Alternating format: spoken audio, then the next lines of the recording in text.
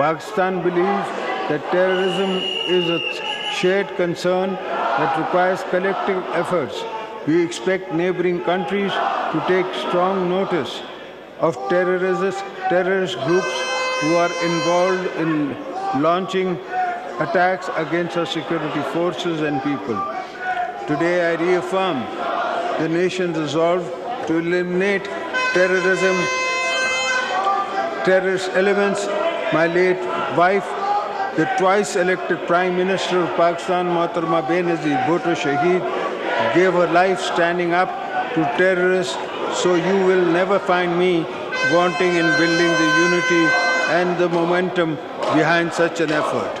We are proud of our armed forces, law enforcement agencies who have rendered immense sacrifice and played a heroic role in the fight against terrorism, defense of our national frontiers.